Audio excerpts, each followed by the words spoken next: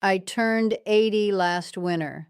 That number still surprises me a little when I say it out loud. 80 sounds like a person who should have everything figured out. But the truth is, most of life is only understood after it has already happened. I spend a lot of mornings now sitting on my porch. It's an old wooden porch that creaks in the same places it creaked when my children were little. The paint has faded a bit.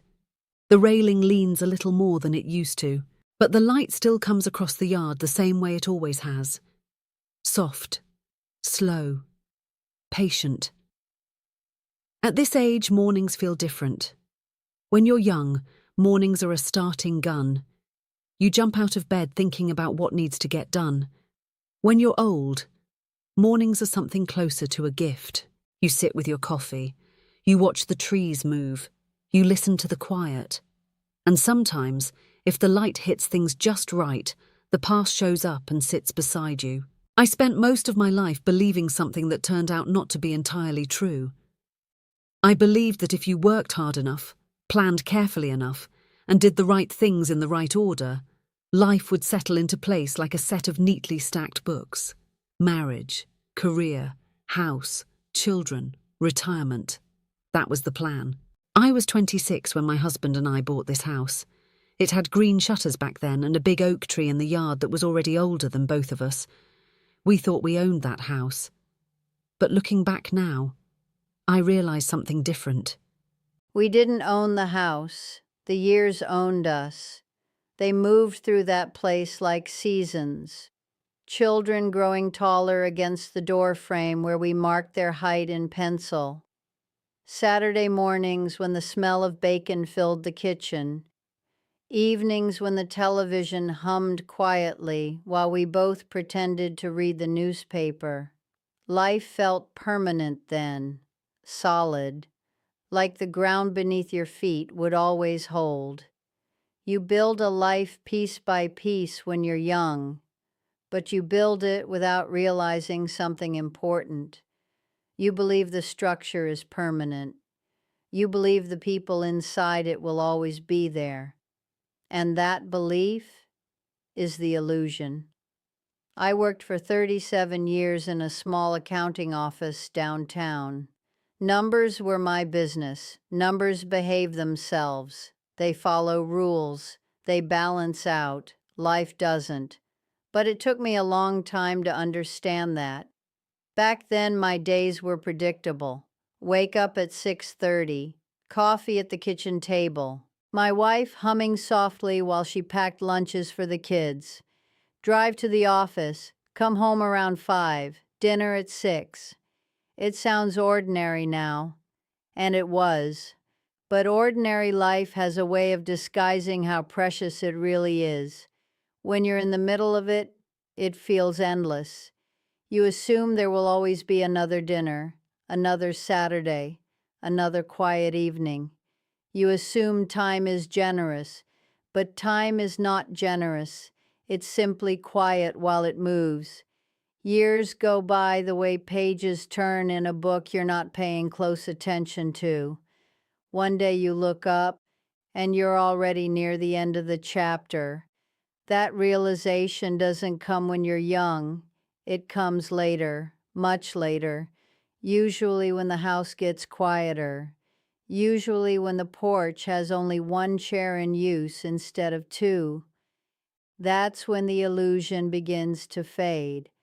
By the time you reach 80, you have said goodbye to more people than you ever expected to.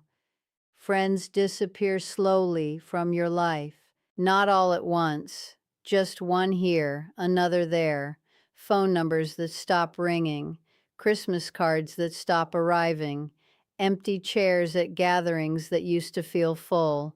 My wife passed away 8 years ago. Even now, saying that sentence feels strange, because for most of my life, she wasn't someone who could be described in the past tense. She was simply part of the air in the house. She knew where everything was, the good towels, the extra batteries, the address book that somehow had every birthday written inside it. When she was gone, I discovered something that surprised me. Grief is not loud. It doesn't always arrive with tears and dramatic moments. Sometimes grief is quiet confusion. Standing in your kitchen looking for the coffee filters because the person who always bought them isn't there anymore. Opening a drawer and realizing you don't recognize half the things inside. The house itself starts to feel unfamiliar, like you're visiting a place you used to live. There's a silence that settles into rooms after someone dies. It's not the same silence that existed before. This silence has weight.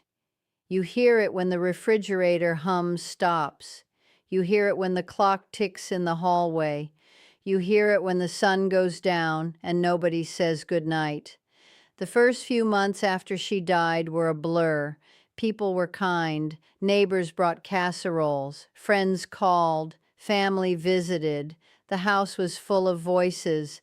Then one day, as gently as it began, all that attention faded. People went back to their lives, and I was left standing in the quiet. That's when the real work of grief begins.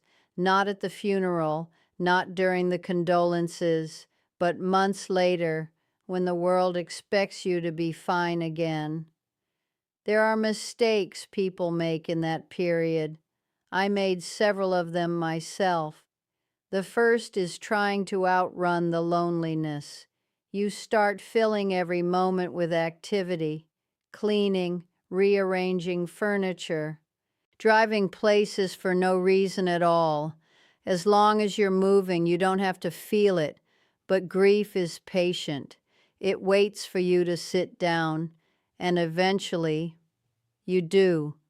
The second mistake is pushing people away. I did that without even realizing it. My daughter called every day after her mother passed. Every day. But there were moments when her voice sounded so much like her mother's that it hurt to hear it. So I started telling her I was fine. I said she didn't need to call so often. What I didn't understand then was something very simple. She wasn't just calling for me. She was calling because she had lost someone too. Grief belongs to everyone who loved the person. It doesn't belong to one person alone. That realization took me longer than it should have. But age eventually teaches you things you wish you'd learned sooner. Another part of grief people rarely talk about is regret. Regret is a strange visitor. It shows up late at night. It brings small memories with it. Not the big moments, not anniversaries or holidays, little things, arguments that didn't need to happen, conversations that ended too quickly, a night you chose television instead of sitting on the porch together. You begin to replay those moments. And sometimes the mind is not kind when it does that. But over time, something else begins to happen. You start remembering the ordinary days too, the quiet mornings, the shared routines, the way someone reached for the salt without looking because they knew exactly where it was. And eventually you realize something. A life together is not measured by the moments you regret.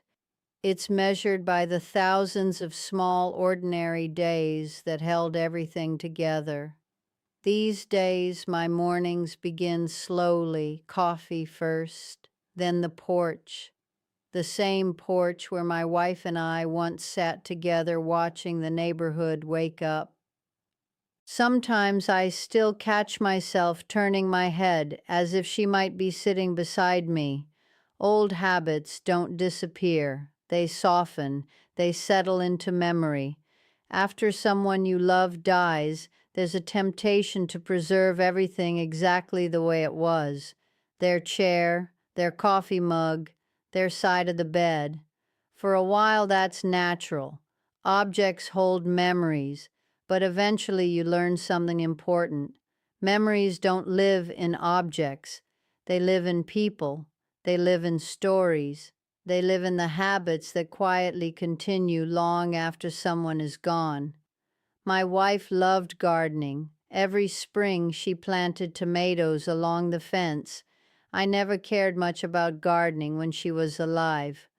But the first spring after she passed, I planted tomatoes, not because I suddenly enjoyed it, but because it felt like a conversation continuing. Now I plant them every year, and when they start growing tall in the summer heat, I sometimes find myself smiling. Because certain parts of a person never really leave.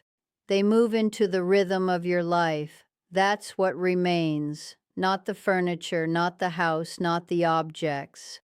What remains is the quiet influence someone had on the way you move through the world. At 80 years old, I've come to understand something that took me decades to see clearly. Life is not built from the grand moments we think will define it. It's built from the ordinary ones we almost ignore. Morning coffee, shared dinners, quiet evenings where nothing important seems to happen. Those moments are the real structure of a life. And when they're gone, you realize they were everything. People spend most of their younger years chasing things, careers, achievements, bigger houses, better plans for the future. There's nothing wrong with those things, but they are not the things you remember when the house gets quiet. What you remember are the small human moments, the porch light left on, the sound of someone laughing in the next room, the feeling of another person breathing quietly beside you in the dark. Those are the things that stay with you. Those are the things that remain. And if there is any wisdom that comes with reaching 80 years of age, it's this: pay attention to the ordinary days. They are not ordinary at all. They are the life you will someday look back on. These days, when the morning light settles across the yard and the coffee grows cold in my hand, I sometimes think about all the years that passed so quickly, the children growing up, the seasons turning, the quiet routines that held everything together. Time moved through it all without asking permission, but it left something behind: gratitude, not loud gratitude, not the kind that needs to be spoken out loud, just a quiet understanding that even the hardest years contain something beautiful. The porch creaks when I stand up now, the way it always has.